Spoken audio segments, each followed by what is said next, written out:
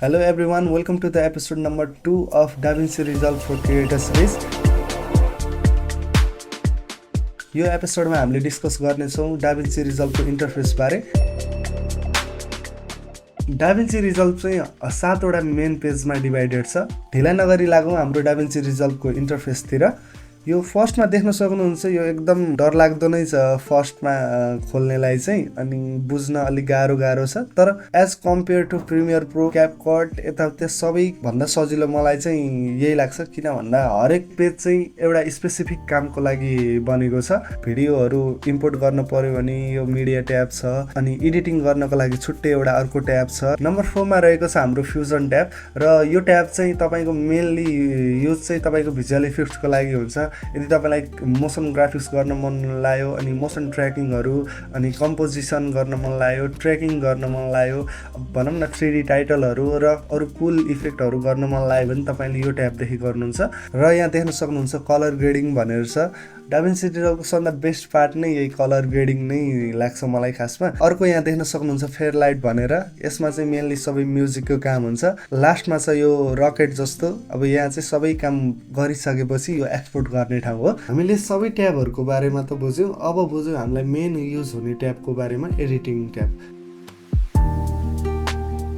Editing ट्याबको यो तपाईले यहाँ देख्न सक्नुहुन्छ, मैले चाहिँ यहाँ एउटा फुटेज लिएर आएको छु अहिले तपाईहरुले बुझाउन। फुटेजको यो माथि देख्न सक्नुहुन्छ, यहाँ माथि डिफ्रेन्ट टाइप अफ टुलहरू छन् अनि यता यो भिडियोको भनेर छ, अडियो भनेर छ। यो सबै के हो र के युज हुन्छ भन्ने कुरा बुझौँ। र फर्स्टमा बुझौँ हाम्रो यो सिलेक्सन टुल। यो सिलेक्सन टुलले चाहिँ तपाईको फुटेजलाई सिलेक्ट गर्न टाइमलाइनमा भएको इलिमेन्ट्सहरूलाई दायाँ बायाँ चलाउनको लागि युज हुन्छ। र अर्को टुल रहेको छ हाम्रो ट्रिम टुल र यसको काम चाहिँ के हो भन्दा तपाईले मजाले सर यता होल्ड गरेर क्लिपको अन्तिम पार्टलाई दायाँ बायाँ काट्न पनि सक्नुहुन्छ। अर्को टुल रहेको छ ब्लेड टुल र ब्लेड टुलको काम पनि त्यही कटमै युज हुन्छ, कटिङ गर्न नै युज हुन्छ। तपाईले सिम्पली अडियो भिजुअलहरू कट गर्न सक्नुहुन्छ। तपाईलाई जहाँ मन लाग्छ अब यो टाइमलाइनको प्लेहरूलाई लिएर जानुहोस्, सिम्पली ट्याप गरिदिनुहोस्, कट हुन्छ। र अर्को टुल रहेको छ हाम्रो स्न्यापिङ टुल र यो टुल चाहिँ मेनली कस्तो भन्दा क्लिपहरूलाई दायाँ बायाँ सार्दाखेरि मेनली युज हुन्छ। यदि तपाईँको यो टुगल अन छ भने तपाईँले सिम्पली यो क्लिपको अर्को क्लिपको नजिकै ल्याउँदा यो ठ्याक्क ग्याप आफै क्लियर गरेर आनन्दले एकदम चप्के जसरी बस्छ। र यदि तपाईँले यो अफ गर्नुभयो भने यो एक अर्कामा एउटा र अर्को क्लिपमा ओभरल्याप हुने बढी चान्स हुन्छ। त्यही भएर तपाईँले एडिट गर्दा चाहिँ जहिले पनि यो स्न्यापिङ टुललाई चाहिँ इनेबल गरेर गर्नुहोस्। यसले गर्दा तपाईँको क्लिपहरू ओभरल्याप हुने चान्स कम हुन्छ। अर्को टुल रहेको छ हाम्रो लिङ्क सिलेक्सन टुल भन्ने। अब यसको काम चाहिँ के हो भन्दा अब तपाईँलाई कहिलेकाहीँ अब कुनै भिडियोको पार्ट छुट्टै चाहिएको हुन्छ, कुनै भिडियोको अडियोको पार्ट छुट्टै चाहिरहेको हुन्छ तपाईँलाई। त्यो बेलामा चाहिँ तपाईँले आफ्नो तरिकाले अब यदि यो तपाईँले अन गर्नुभयो भने यो दुईवटा सँगै हिँड्छ। हेर्नु, यो अडियोको लेयर पनि हिँडिरहेछ र भिडियोको लेयर पनि सँगै अब हिँडिरहेछ। यदि तपाईँले यसलाई अनलिङ्क गर्नुभयो भने यी दुईटालाई एक आपसबाट छुट्याउनु भयो र यिनीहरूलाई आफ्नो तरिकाले अब अडियो या भिडियो जहाँ युज हुनसक्छ त्यही अनुसार तपाईँले युज गर्न सक्नुहुन्छ। र तपाईँले देख्न सक्नुहुन्छ स्क्रिनको टप राइट कर्नरमा इन्सपेक्टर टुल भनेर छ।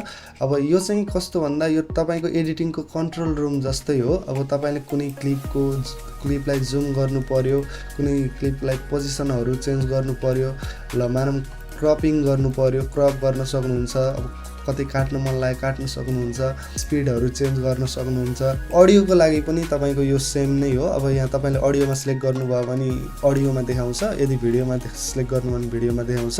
र अडियोमा पनि तपाईँले कुनै अब भोल्युमहरू बढाउने घटाउने गर्न मन लाग्यो भने यहाँदेखि गर्न सक्नुहुन्छ। अब कहिलेकाहीँ इन्हान्स गर्न पर्ने हुन्छ, अब यहाँबाट इन्हान्स गर्न सक्नुहुन्छ। अनि तपाईँको फुटेजहरू एकदम सेकी छ भने, अब एकदम हल्लिएको छ, ह्यान्डहेल्ड सटहरू छ भने तपाईँले यहाँदेखि अब स्टेबलाइज पनि गर्न सक्नुहुन्छ। यहाँ देख्न सक्नुहुन्छ स्टेबलाइज भनेको छ। अब यहाँदेखि स्टेबलाइज गरेपछि अब तपाईँको भिडियोको हल्लिएको पार्टहरू एकदम स्मुथ बनाउँछ यसले। स्टेबलाइज सँगसँगै अर्को कुरा नि बुझौँ। तपाईले यदि कुनै सर्टहरू एकदम स्टिल खिच्नु भएको भनेको केही क्यामेरा मुभमेन्ट छैन र त्यसलाई एउटा क्यामेरा मुभमेन्ट दिन पुश इन पुश आउट कुनै एउटा इफेक्ट दिन खोज्नु भएको छ भने यो डाइनामिक जुम भन्नेबाट तपाईले सिम्पली अन अफ गरेर यसलाई युज गर्न सक्नुहुन्छ। र अब देख्न सक्नुहुन्छ यो चाहिँ मजाले जुम आउट भइरहेको छ। यसरी तपाईले स्टिल खिचेको फुटेजलाई पनि मजाले मोसन दिन सक्नुहुन्छ। र यो सँगै एपिसोड 2 को अन्तिम पार्ट। अब डाइनामिक जुमको तल यहाँ देख्न सक्नुहुन्छ स्पिड भनेर छ। यसबाट चाहिँ तपाईँले सिम्पली अब आफ्नो होल्ड गरेर यो बटनहरू होल्ड बढाउने घटाउने, अब 100 देखि माथि गर्नुभयो भने स्पिड बढ्यो र 100 देखि तल गर्नुभयो भने स्पिड घट्यो। यहाँदेखि सिम्पली तपाईँले आफ्नो क्लिपको स्पिड घटाउने बढाउने नि गर्न सक्नुहुन्छ। र अर्को कुरा, मानौँ तपाईँले अब आफ्नो क्लिपमा डाइनामिक जुम लगाउनु भयो यो अन गरेर, र तपाईँलाई मन परेन भने तपाईँले यहाँबाट सिम्पली अफ गरिदिन पनि सक्नुहुन्छ। यो अफ गरेपछि तपाईँको इफेक्ट लाग्दैन अनि अन गरेपछि इफेक्ट लाग्छ। र अहिले चाहिँ मैले अन नै राख्दिएँ। र तपाईँले टप लेफ्ट कर्नरमा मिडिया पुलको सँगसँगै एउटा इफेक्ट कन्ट्रोल भनेर देख्न सक्नुहुन्छ। इफेक्ट प्यानलबाट तपाईँले चाहिने आफ्नो प्रोजेक्टको लागि अडियो ट्रान्जेक्सन, भिडियो ट्रान्जेक्सन, टाइटल्सहरू, ब्याकग्राउन्डहरू, अब तपाईँलाई के चाहिन्छ त्यही अनुसार तपाईँले ड्र्याग एन्ड ड्रप गरेर आफ्नो टाइमलाइनमा युज गर्न सक्नुहुन्छ। यो सँगै हामीले बुझ्यौँ कि अब हामीलाई एडिटिङ ट्याबमा कुन कुन टुल इम्पोर्टेन्ट छन् भन्ने कुरा। र यो सँगै हाम्रो एपिसोड 2 पनि यही सकिन्छ र हामीले भेट्नेछौँ अर्को एपिसोडमा। र अर्को एपिसोडमा हामीले कुरा गर्नेछौँ मिडिया इम्पोर्ट र तिनीहरूलाई कट कसरी गर्ने भन्ने कुरा। See you in the next episode.